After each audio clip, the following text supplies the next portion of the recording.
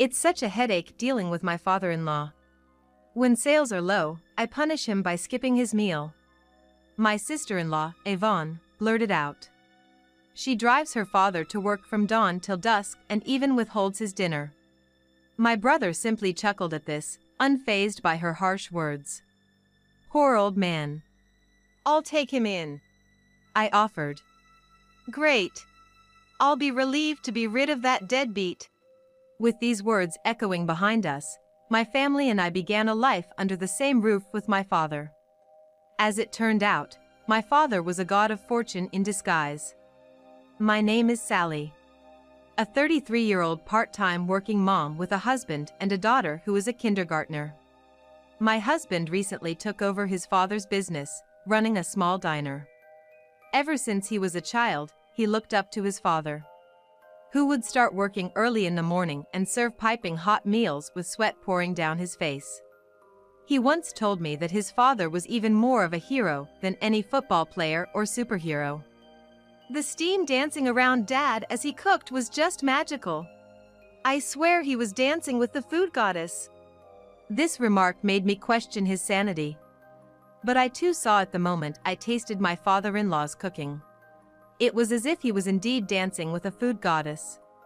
We were somewhat of a weird couple. We got married in our mid-20s. And were blessed with a daughter a few years later. Those were probably our happiest days. However, not long after our daughter was born, my father-in-law fell ill and passed away. His absence was a huge blow to my husband, who had already lost his mother. He even considered closing down the restaurant. But his staff and regular customers encouraged him. You're the only one who can carry on his legacy. We want that taste to remain. Only you can do that. Their words inspired my husband, and so he decided to face the challenge, hoping his father would watch over him from the afterlife. However, things were not smooth from the start. Even if he managed to replicate the taste, customers compared him to his father. In other words, he had to surpass his father to be truly recognized. Although he had taken over the business, it didn't pick up as expected and my husband was troubled. Then, another tragedy struck. My mother passed away. I was worried about leaving my grieving father alone, but the 1-hour drive made it difficult to visit him regularly. Seeing my concern, my brother offered to move in with my father. I was grateful, but also had mixed feelings. My brother has always been a bit careless. After all, his favorite phrase is "everything will be all right, believe it or not."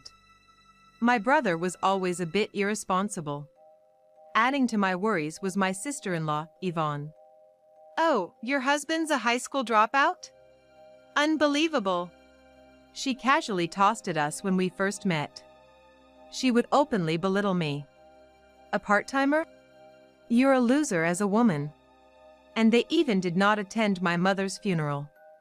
Apparently, my brother had quit his job to start a cafe and claimed he was too busy. When did you learn to run a cafe?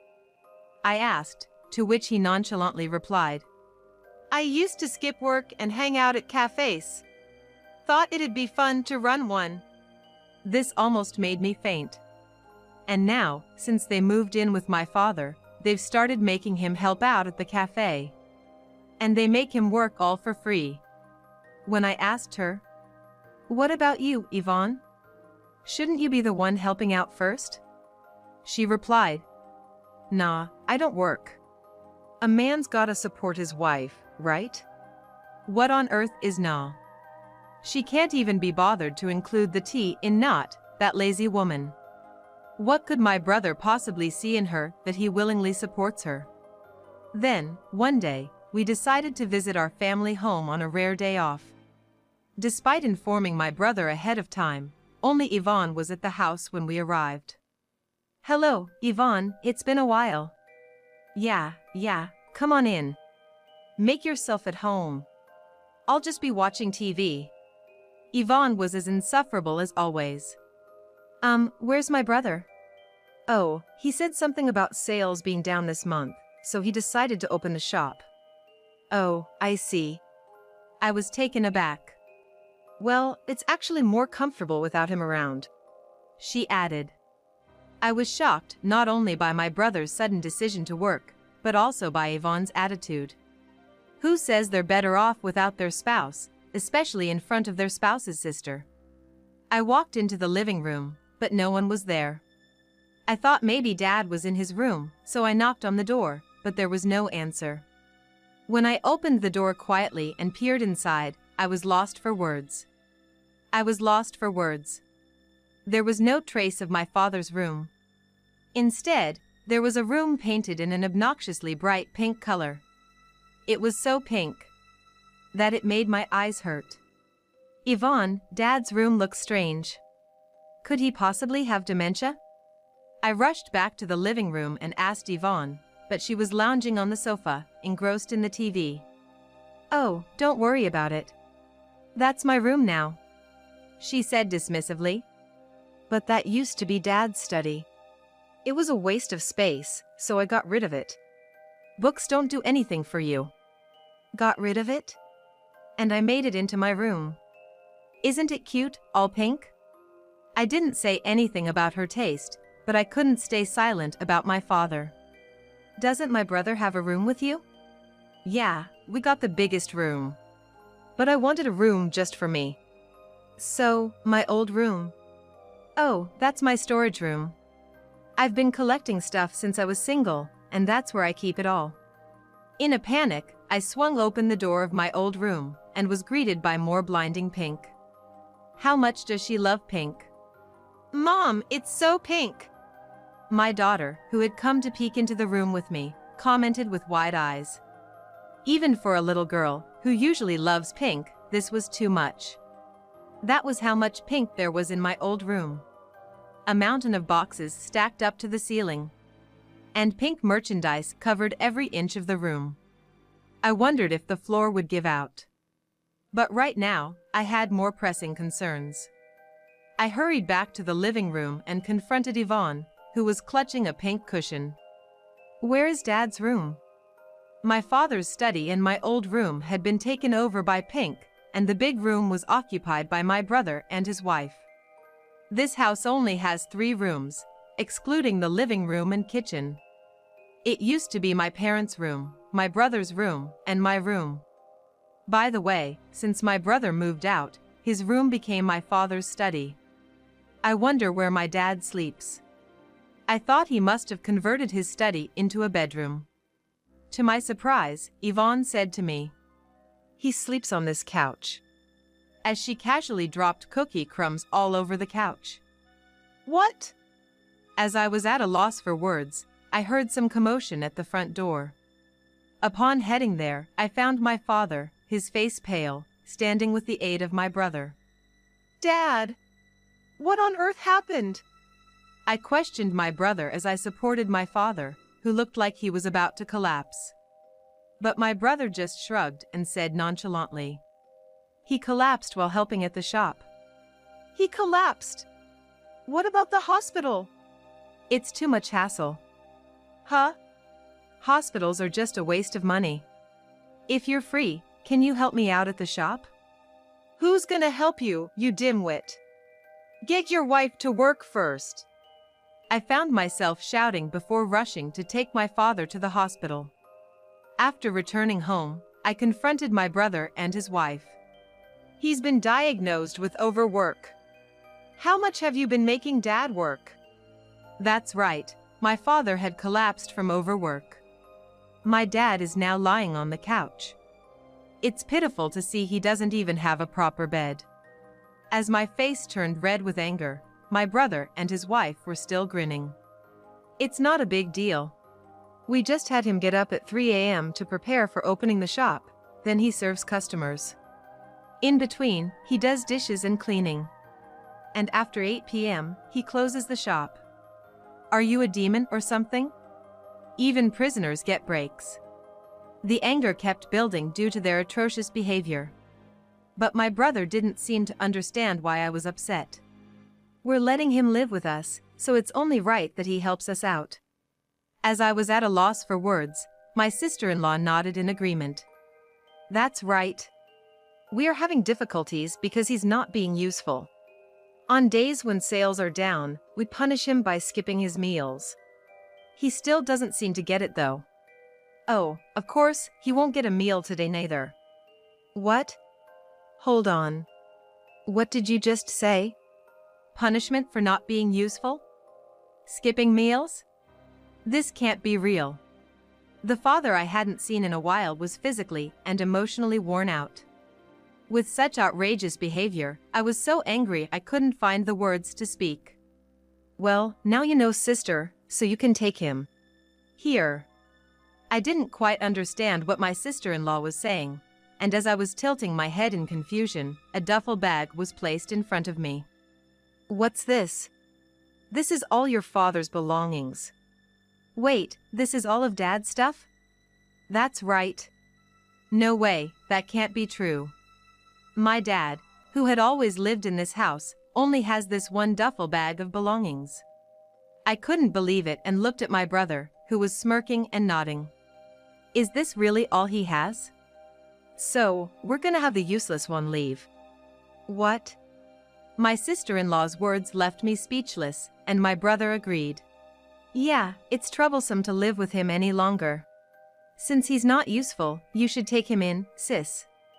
Just as I was about to explode with anger at their outrageous behavior, a cheerful voice echoed throughout the room. Huh, Grandpa's coming to live with us? Yay! My daughter, who had been occupied by my husband, had surprisingly been listening to the conversation. Confused, I asked my daughter, "Do you want to live with Grandpa?" "Yes, I want to live with Grandpa." She's just a little girl. She probably doesn't fully understand the situation, but her words gave me the push I needed. I looked at my husband, who was holding our daughter. Honey. He must have understood what I was trying to say. He quietly nodded and said, "Yes, let's do that. Let's take in your father." Thank you. Our family is by no means wealthy. Our ramen shop business isn't going well, and my part-time job doesn't bring in much income. Our lives will definitely become tougher. Still, I can't bear to leave my father in his current state any longer. Dad. I gently spoke to my father, who was lying down. Let's go home together. As I said this, my father, with barely opened eyes, said, "Thank you. It feels great to finally get rid of the dead weight." My sister-in-law threw these words at us as we were leaving. Ignoring her harsh words, we took my father and went home. I was filled with anger and regret. I was upset about losing my childhood home, and even more upset with myself for trusting my brother. I'm sorry, Dad. I had no idea that my brother would turn out this way. Even though my brother has always been irresponsible, he used to be better. Sure, he had his rebellious phase where he clashed with our parents, but I never thought he'd stoop this low. However, my father shook his head with a feeble smile. Don't worry about it. It's my responsibility for raising him to be this way. And I was the one who pushed myself too hard in order to help my son. I couldn't hold back my tears at my father's kindness and said, "You don't have to work anymore. We don't have much to spare, so we can't afford luxuries, but you can rest. I can't take on more shifts at my part-time job because I still have my toddler daughter. But once she enters elementary school, I'll increase my hours. If possible, I'll even aim to become a full-time employee. There's so much more I can do for my father and my family. I'm gonna work hard. Thank you." My father smiled warmly at me as I clenched my fist. For a while after that, we had peaceful days. My father regained his health thanks to the much-needed rest. He now spends time with my daughter. My daughter is thrilled to be living with her beloved grandpa. Even though life was hard, I had no regrets about bringing my father into our home. He tried to give us his pension to help with our expenses, but I refused. Apparently, my father doesn't have much savings left. Apparently, my younger brother and his wife had been seriously milking him for money for living expenses. What's that about? I guess that's why he said he was worthless, because he'd been drained to the point of destitution. Really a ridiculous couple. Days continued to pass peacefully, but gradually changes began to appear. The changes came to my husband. Specifically, they came to my husband's restaurant. Lately, we've been getting a lot of customers. My husband muttered one day. Really? That's a good thing, isn't it? Well, yes, but... The hesitation in my husband's voice makes me tilt my head. It's great if your business is doing well, right? I think the taste has improved because I'm constantly researching, but I feel like there's something more to it than just that. What do you mean? I don't know. I have no involvement in the store, so if my husband, the owner, doesn't know, there's no way I can know. I wonder what it is. The conversation ended there, and I told my father. Dad, I've got a part-time job tomorrow morning. Can you have lunch at the restaurant? Sure thing. My father, who is fully recovered, still has a healthy appetite. On days when I can't prepare lunch, he eats at my husband's restaurant. My husband seems to be considerate and tries not to make the meals too greasy, but my father seems to really like the original taste. And he's even paying for his meals. Even if I refuse many times, he won't listen, saying, "It's not good to mix business and personal matters. If you're proud of what you're making, you should accept the payment properly." So now my husband seems to accept the payment without arguing. And then the next day, my husband came home when I was putting our daughter to bed, and as soon as he entered the door, he shouted, "I've figured it out!" What have you figured out? The reason why the restaurant is thriving. What was it? Well, that person did this and did that. What's the result of all that?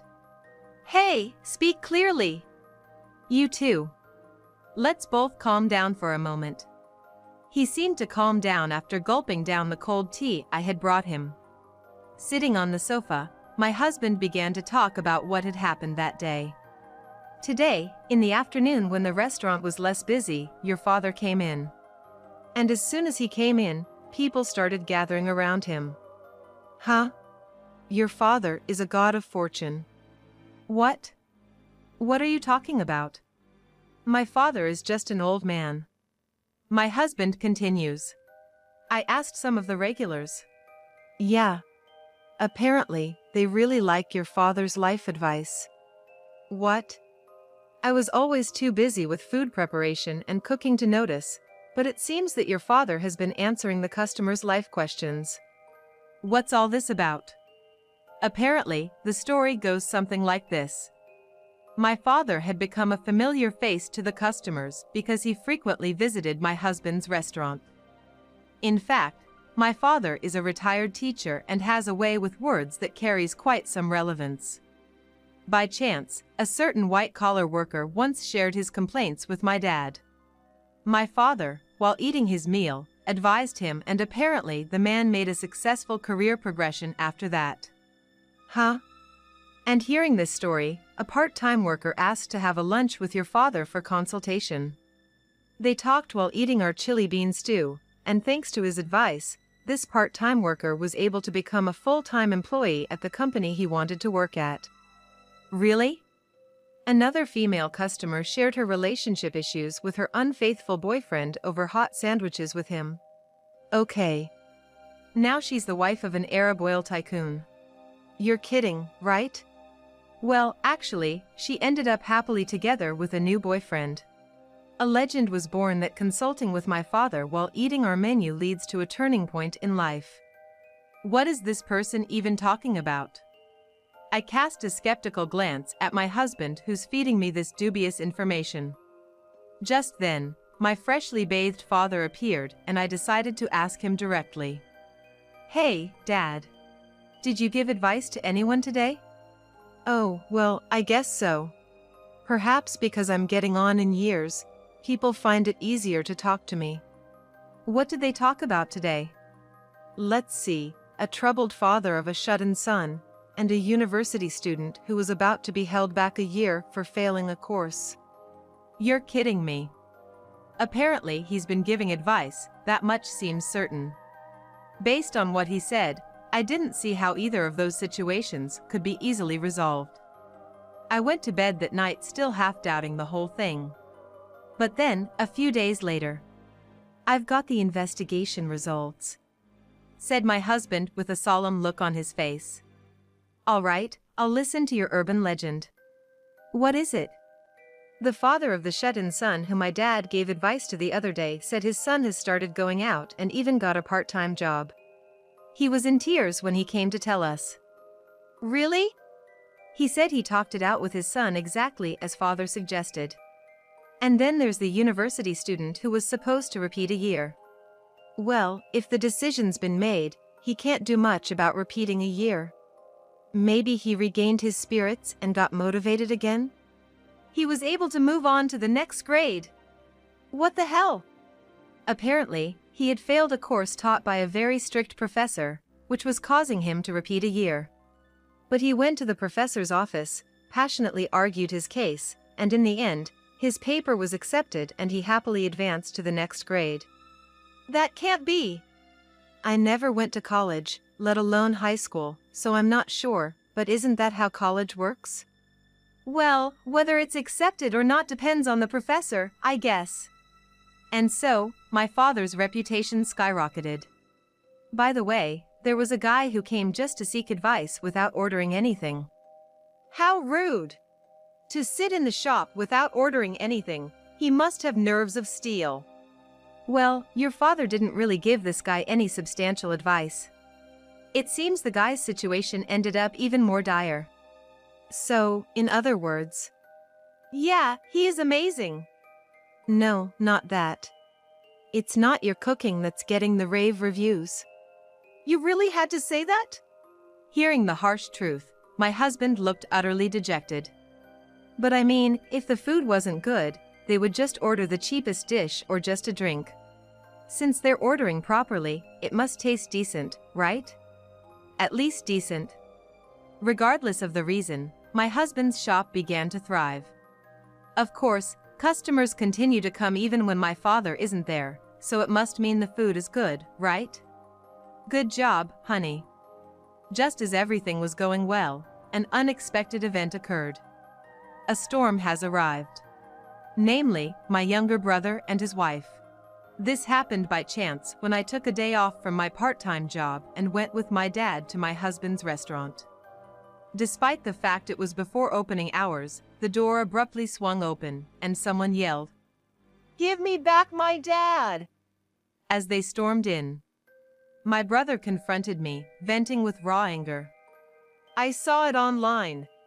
Your business is booming because of Dad's life counseling. Even when Dad helped at my place, our sales were terrible, and now we're almost going under. What's with this difference?" he demanded. "You were pushing all the work onto Dad. How could he give life advice while busy with that?" I retorted. Struck by my words, my brother faltered. At that moment, his wife stepped forward, pushing him aside. "We won't make him work anymore. He just needs to sit and give life advice. Look, my father-in-law would prefer to live in his own home, right?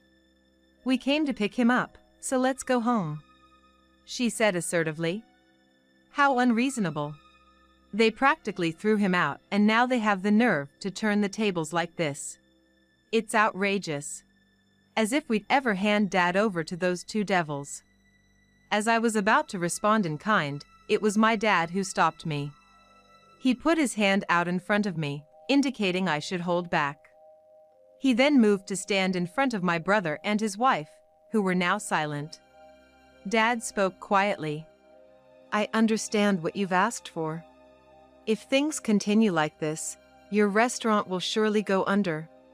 So, you should give life advice in our restaurant." My brother started. "Let me be clear," Dad interrupted. "Those who come for advice primarily want to eat at this restaurant. But your place, a cafe? It's no good, absolutely no good." "But that's not." My brother tried to argue. It's true.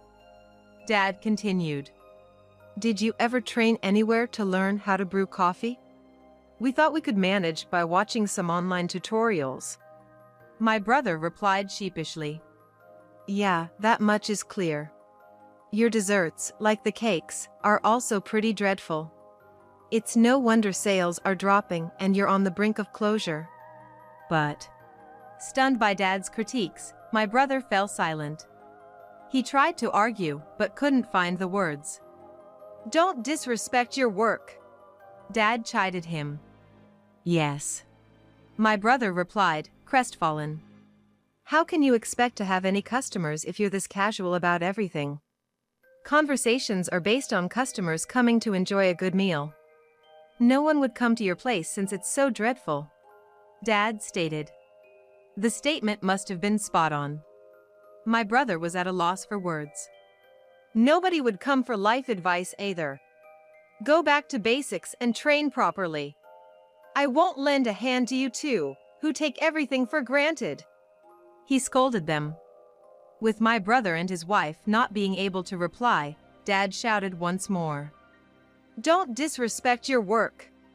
After that, my brother and his wife left, unable to keep up with my father's momentum.